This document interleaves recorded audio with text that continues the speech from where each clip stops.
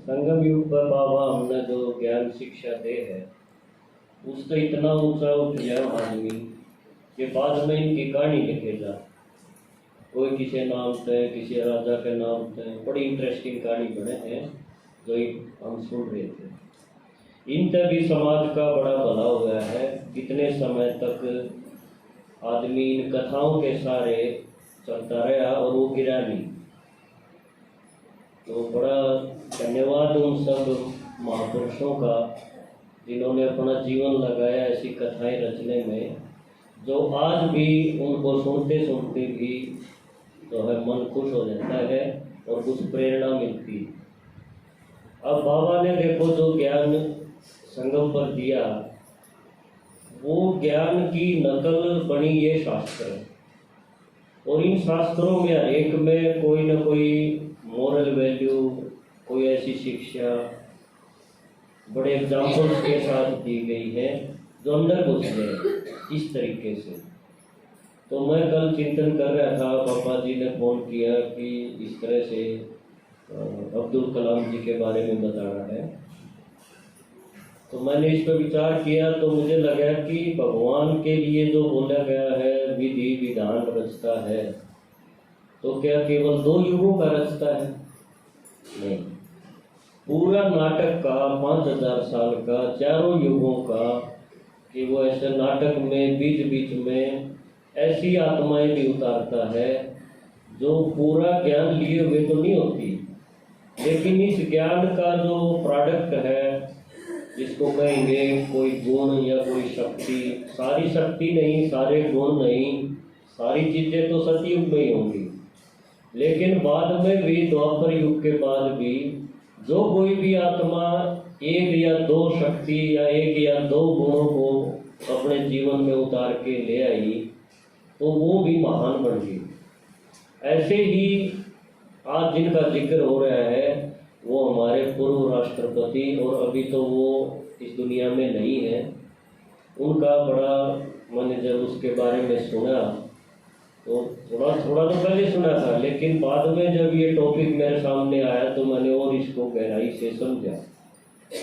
मुझे लगा कि इस कलयुग के आखिर में भी इस ड्रामा में ऐसी ऐसी हस्तियां हैं जहाँ एक तरफ सारी मारामारी, भ्रष्टाचारी और हर तरह की बुराइयां हर जगह मिल रही हैं, वहाँ एक एक हीरा भी ऐसे कहीं कहीं चमकता है।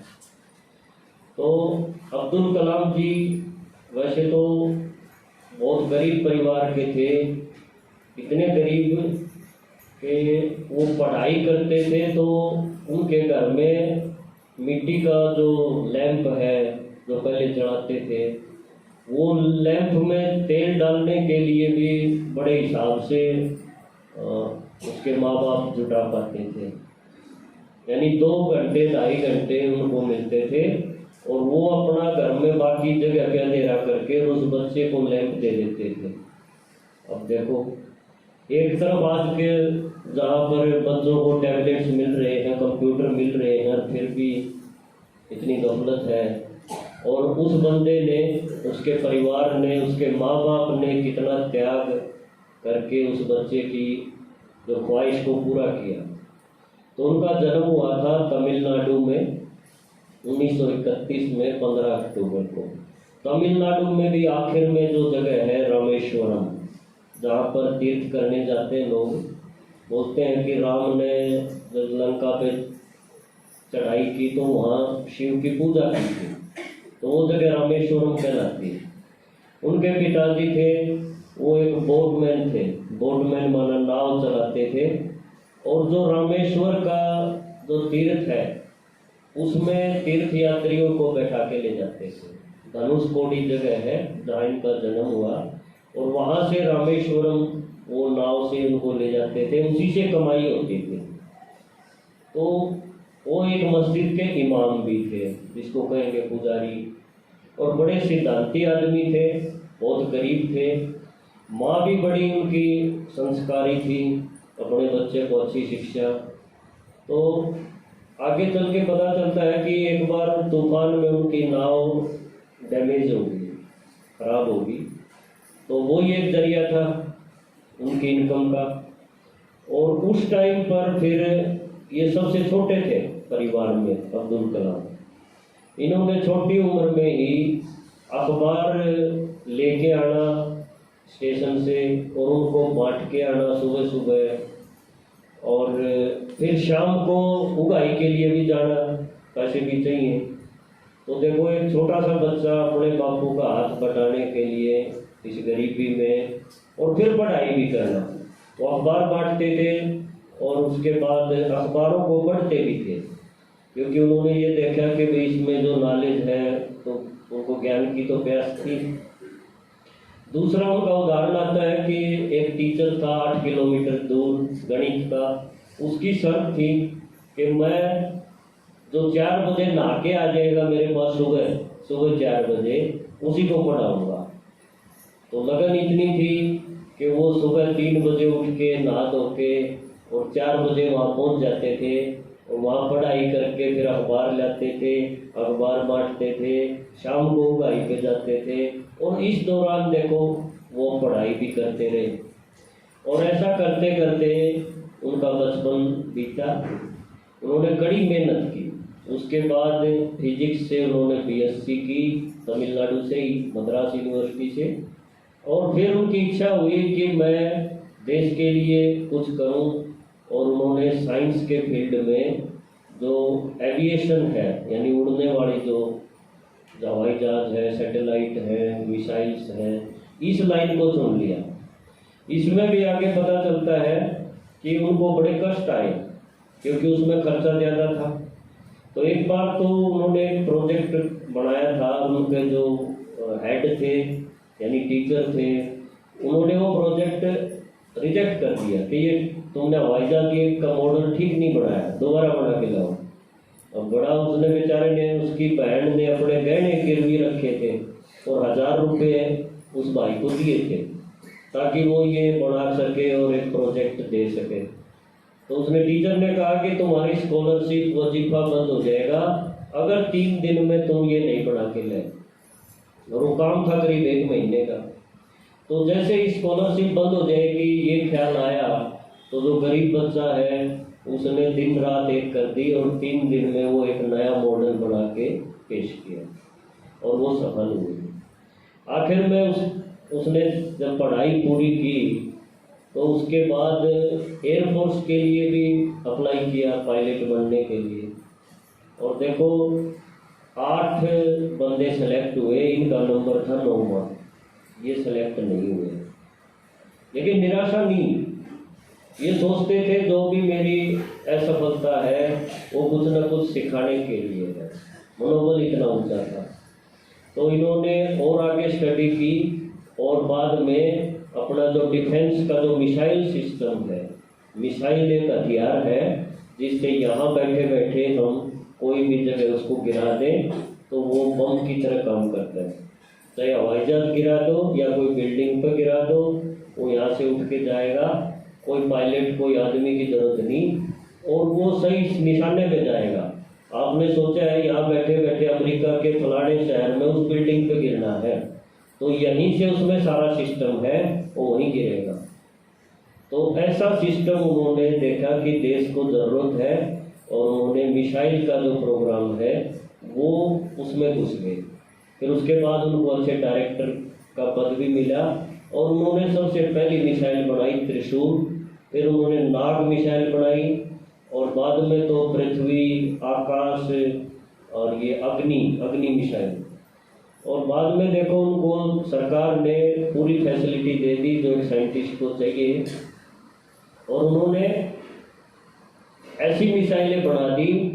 और ये क्रेडिट कैसे गया उनके दिमाग में, कैसे आया, वो गीता पढ़ते थे, मुस्लिम होते हुए वो गीता पढ़ते थे और फिजिक्स पढ़ते थे। फिजिक्स तो उनका था ही सब्जेक्ट, गीता से उनको बड़ा गाइडेंस मिलता था।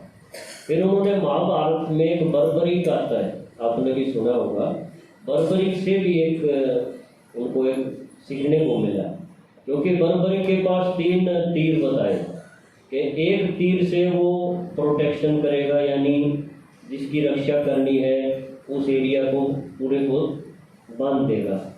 दूसरे से दुश्मन को कितना मारना है, कहाँ तक मारना है, ये चीज़ वो करेगा। और तीसरे से पूरा खत्म।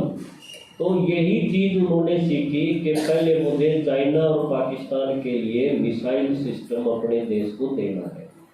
और देखो अग्नि मिसाइल शुरू में तो फेल हुई, लेकिन बाद में बार बार प्रयास होने से और वो सफल हुए। एक बार उन्होंने सैटेलाइट के लिए भी काम किया था। सैटेलाइट होता है जो आज आप फोन से बातें करते हो, ये सारा सैटेलाइट से होता है जो ऊपर छोड़े जाते हैं। हमको पता नहीं इस चीज़ का, ये रॉकेट साइंस है, लेकिन ये सारा सिस्टम जो आज हम देख रहे हैं, यूज़ कर रहे हैं, बटन दबाया और बातें होगी, ये सब उनकी देन है जो ऐसे साइंटिस्ट हैं।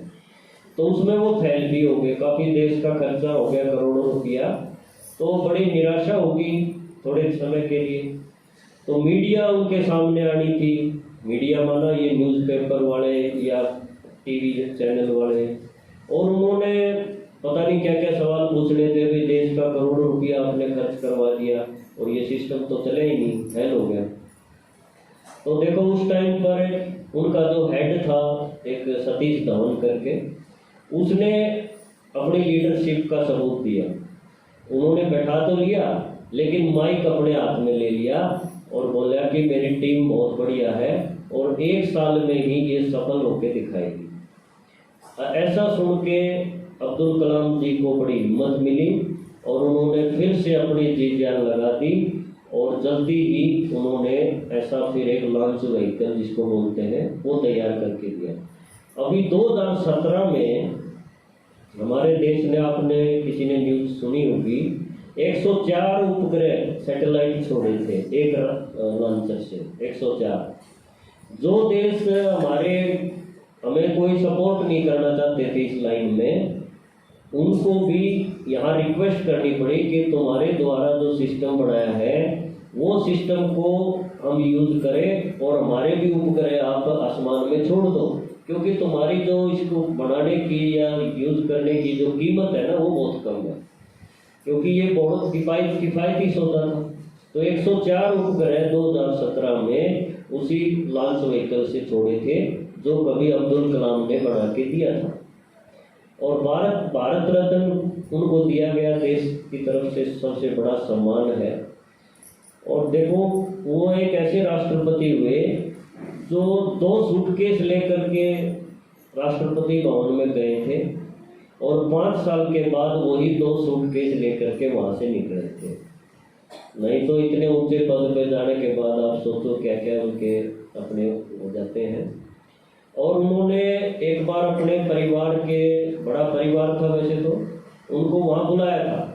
अकेले रहते थे, अनमैरिड थे, कोई शादी नहीं की, क्योंकि सगाई जिस दिन होनी थी वो भूल गए मेरी सगाई है। वो अपने इस मिसाइल सिस्टम में लगे हुए थे, तो सगाई भी टल गई उनकी। तो अनमैरिड ही थे, कुंवारे रहे। और उन्होंने अपने परिवार को एक बार बुलाया था कि भाई तुम आके राष्ट्रपति भवन देख लो। तो 8 दिन वो रुके थे। 8 दिन रुके तो उन्होंने अपने अकाउंटेंट को बोल दिया कि इनका चाय पानी रोटी रहना जो भी खर्चा है वो आप नोट कर लेना। और फिर उनको एक प्राइवेट बस करके अजमेर शरीफ जो जगह है वहाँ की यात्रा के लिए भी भेजा था और पूरा खर्चा 3,52,000 रुपये का आया था। तो उन्होंने अपनी तनख्वाह से चेक काट के दिया था कि ये राष्ट्रपति भवन इस काम के लिए नहीं है, ये मेरे आदमी है, मेरा परिवार है, तो ये खर्चा मैं दूंगा। तो मैं तो वास्तव में उसकी ये सारी बातें जब सुन रहा था कि इतना सरल और इतना मेहनती एक आदमी, तो मुझे लगा कि संगम पे बाबा जो हमें चीज़ें दे रहा है ना, अविनाशी जिसको बोलता है, इसकी थोड़ी सी भी अगर कहीं यूज कोई कर लेता है, चाहे सरलता का गुण हो, चाहे मेहनत का गुण हो, चाहे ईमानदारी का गुण हो, तो उसकी किताबें छपेंगी, उसको लोग याद करेंगे। क्यों ऐसी चीज़ें हैं का? तो उन्होंने बहुत सारी बुक्स भी लिखी हैं, जिसमें उन्होंने एक किताब लिखी है विंग्स ऑफ फायर। उसमें वो बोलते हैं कि सपने वो नहीं है जो रात को आप देखते हो, सपने वो हैं जो दिन में देखे जाते हैं। तो ऐसा अपना एक सपना, एक एम बना के और उसके लिए आप मेहनत करो, असफलता आएगी लेकिन आपको रुकना नहीं है, आगे बढ़ते रहना। दूसरा उन्होंने बुक्स दूसरी लिखी इग्नाइटेड माइंड्स, यानी उनकी सारी किताबें कैसी हैं जो कुछ न कुछ अंदर में आपके एक प्रेरणा देने वाली हैं, एक आग लगाने वाली हैं कि मैं तो ये करूँगा, ऐसी मजबूती प्रदान करने वाली हैं। और एक बुक और लिखी उन्होंने इंडिया 2020, यानी 2020 का भारत क्या होगा। तो आज हम देख रहे हैं कितनी सारी मिसाइलें, कितने सारे जहाज जो आज इंडिया बना रहा है, दूसरों को भी दे रहा है, ये सारी की सारी कहीं ना कहीं अब्दुल कलाम की देन है। नहीं तो हम बाहर से खरीदते थे और वो कितनी महंगी आती थी और उनमें कोई फॉल्ट, कोई दिक्कत आती थी तो वही टीम फिर आएगी, उसका अलग से खर्चा। आज हम दूसरे देशों को देने वाले बने हैं, मिसाइल सिस्टम भी, एयरक्राफ्ट सिस्टम भी, ये सारा सिस्टम उनका दिया हुआ है। और देखो इतना सिंपल आदमी, किसी ने क्लास में पूछा था, विदेश में कोई क्लास चल रही थी और भारत के स्टूडेंट्स थे, तो एक बच्चे से पूछा था आप अब्दुल कलाम को जानते हो, कौन अब्दुल कलाम? तो उसने एक ही जवाब दिया था, एक ही लाइन में बोला कि he is a simple man, मतलब वो बहुत साधारण सरल आदमी है। इसमें उसकी बहुत सारी चीज़ें छिपी हुई हैं, क्योंकि सरलता है कहाँ, सरलता कहीं दिखती नहीं, आदमी का दोगलापन है। और वो टीचिंग में हमेशा बिजी रहते थे। आखिर में भी जिस दिन वो मरे थे 2015 में, तो वो शिलोंग जो अपने देश में जगह है मेघालय में, वहाँ शिलोंग में मैनेजमेंट के बच्चों की क्लास लेने गए थे। मैनेजमेंट आप समझते हो, IIM बनाए हुए हैं, IIT, IIM, तो उसके जो बड़े बच्चे हैं जो अच्छी स्टडी करते हैं उनकी क्लासेस लिया करते थे। और वहाँ पर उनका जो है क्लास लेते समय ही वो हार्ट अटैक हुआ था और 84 साल की उम्र में वो इस दुनिया को अलविदा करके चले गए। मुझे बड़ा गर्व है कि उनके बारे में बोलने का मुझे मौका मिला। ओम शांति। Thank you.